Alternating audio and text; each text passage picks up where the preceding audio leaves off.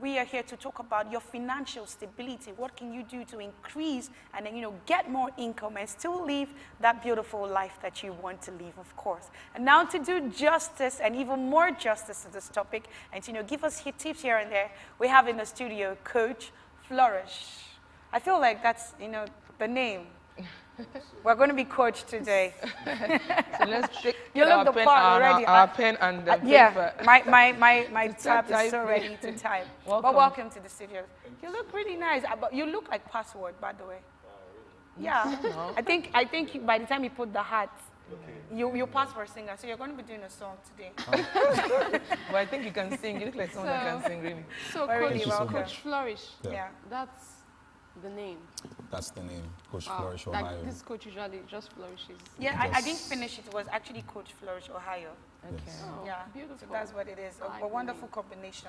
Thank you. So Coach, we're looking at, we watched that video where it was showing people how to be able to save, be able to also run your expenses at the same time. So when it comes to financial stability, can we just, explain what it means? What do you mean that someone is financially stable in the first place? Thank you so much for having me on air.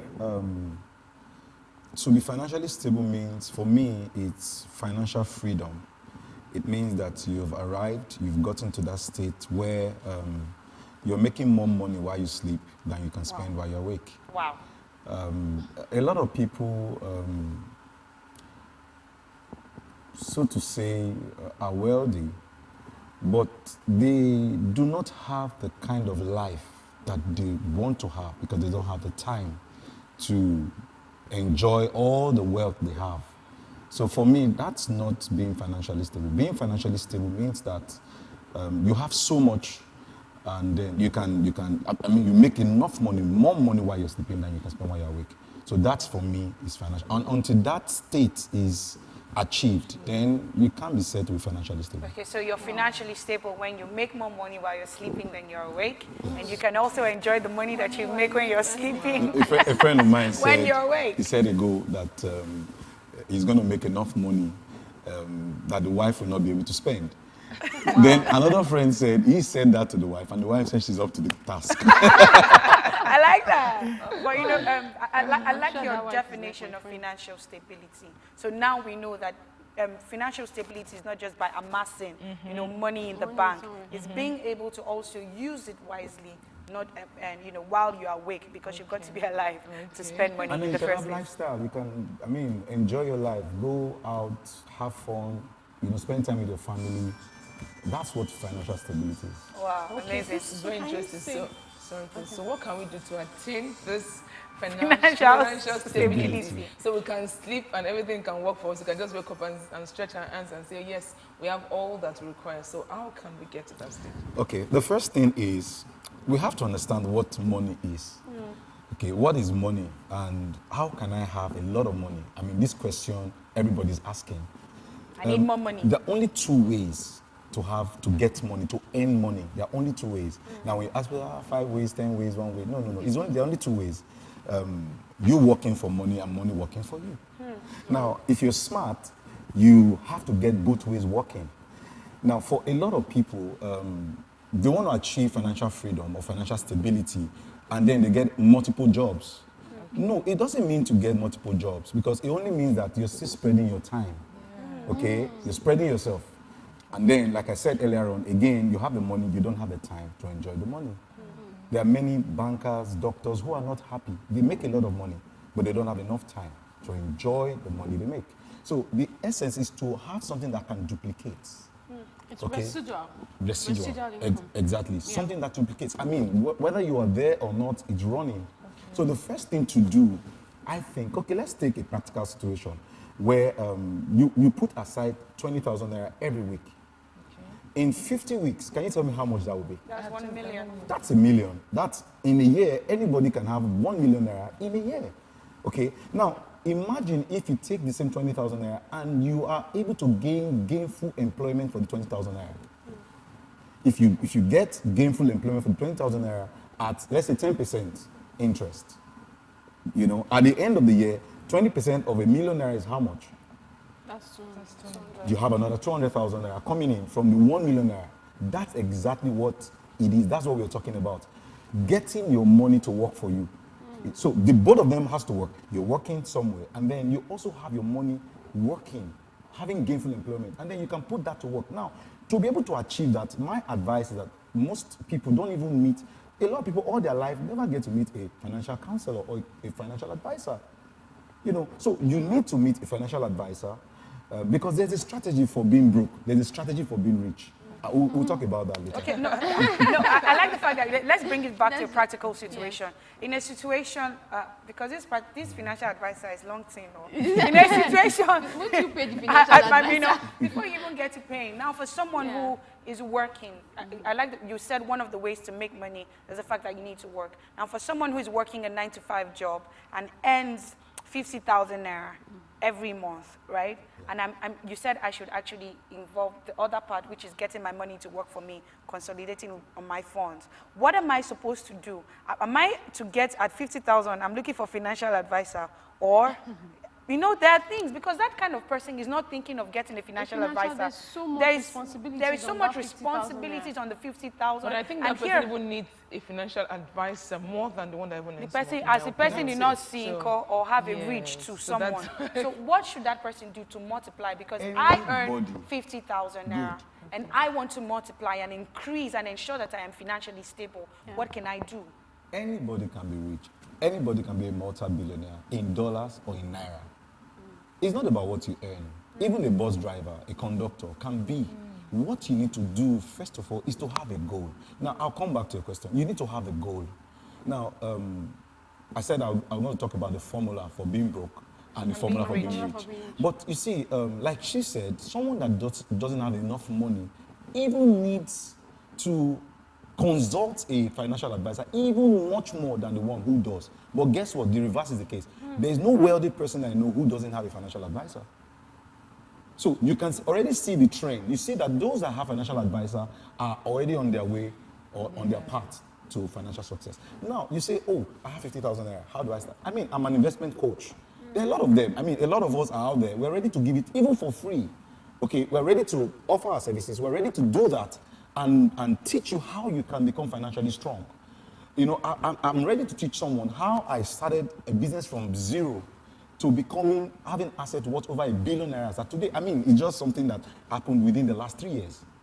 So how was I able to happen? Now, do you realize that a lot of rich people, they have a big problem. They are unable to pass the success to the next generation. Why? Because most successful people don't even know why they are successful. See, many of them don't even know why. But do you know something? I believe, and I have come to know that, financial prosperity or riches or wealth, all of this has a principle. There are laws that govern these things. And if you can understand the law, then it can be duplicated. Because the law of gravity will work here as much as to work in the prison house, as much as it work in the United States. Okay? It doesn't select. It's a law. There are laws for financial prosperity. And if you're not ready to discipline yourself and do some of these things, then you may never achieve it.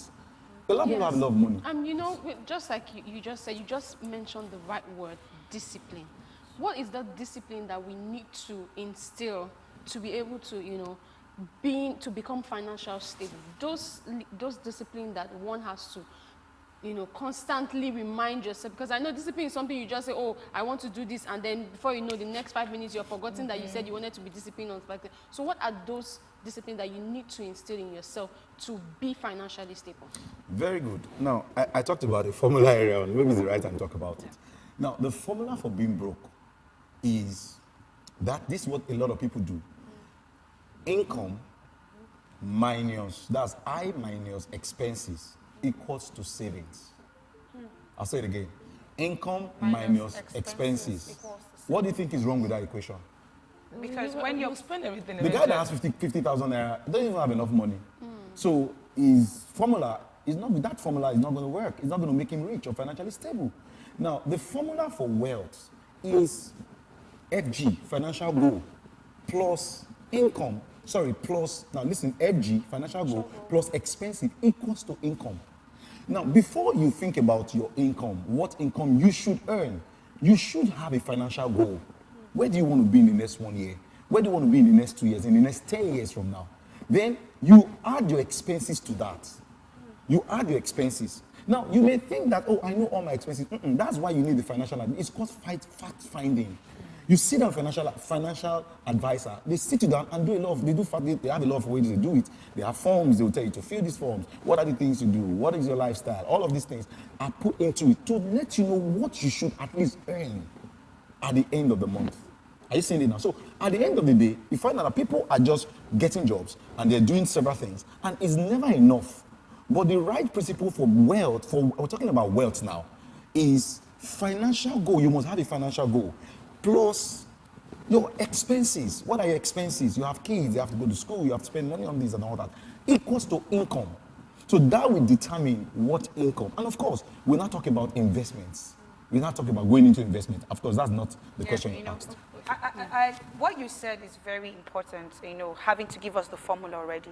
But in a situation, take for example, practically our world today, everything there's inflation here and there. You've made your plans, you've had your goals. Take for example, how much we bought, what should we buy, or something random? Tomatoes. Let's talk about perishable foods, because these are things that you need to buy every time. And you need to make expenses, you need to stock up the house. A carton of maybe noodles before, maybe it was 1,000 something, but right now it's about 5,000 naira. Yes, even water gas, has become so water, expensive. petroleum. Now, you said it's financial goals plus expenses. Now, if in January I said, okay, I want to be able to, at the end of 2021, get to a 1 million naira financial stability in my finances. And there's inflation. Yes, and there's inflation. Can somebody be financially stable consistently, regardless of all these factors? Okay. Because they do come into play. Okay, please, in addition to your question, like Pastor said at the time that if you're earning 20,000 naira, ensure that you save something, always save something. But I've seen cases where we save something that Pastor talked about, and maybe there's an emergency somewhere or something just comes up and you need to go into your savings to get some money. So you realize that savings that you have planned, maybe you have planned that in 2 months you would have saved maybe like a million naira or whatever, or less than 500,000. But there's an emergency and you need to go into your savings to get that money. So how do you discipline, like she said, inflation, then emergency, things that unforeseen occurrence just come up that might warrant you to go to that savings to take that money. Actually look like your goal is no longer yeah, so it looks as though you're not saving because you needed to act that savings to get the money out right now. So how do you manage all those kind of situations together? You just got it right. Now, if you remember when we started, I said there are only 2 ways to earn money. Okay, and if you look at the 2 ways to earn money, one of them is people working for money, and the other part is money working for you. Now, remember what I said earlier on. I said the goal is not to save money. A lot of people, they're excited that they've saved the money. Oh, I have a savings. Now, that is one of the least and the worst way to have money grow. Say, okay, I'm saving money because it is said that 0.453% of the world work for 40 years and never become, people work for, 90% of the world population work for 40 years and never become wealthy. Then it said that 0.435%, that's less than half of the population of the world, earn a minimum of $100,000 a month. Sorry, per annum. Sorry. Okay. Then then you say 4.5% of the population earn between $0 to $50,000. $50,000 per annum. Then another, 7% and a little more. That's $25,000 per annum. It lets you know that 90% of the world population, they work for 40 good years. People work for 40 years and come out and they're not financially free. Yeah. So the question is, looking at the trend, looking at what is happening around the world, you find out that if you do not have a financial plan, it all boils down to financial plan. If you do not have a goal and a financial plan, every other person will end up there.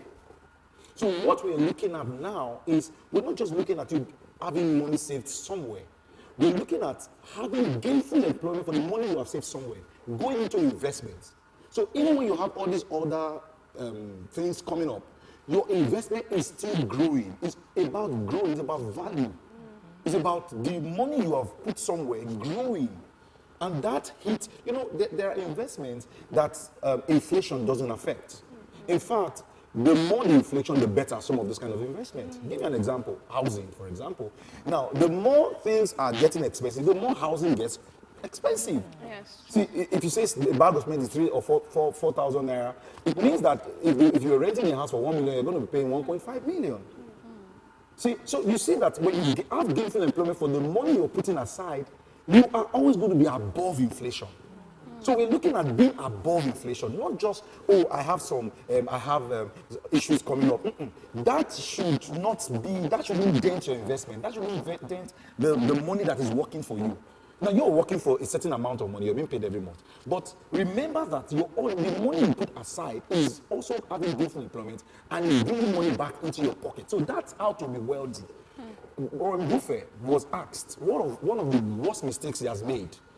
Warren Buffett said he started investing in shares when he was 11 years old. When he was asked what's one of the worst decisions he has ever made, he said he started late.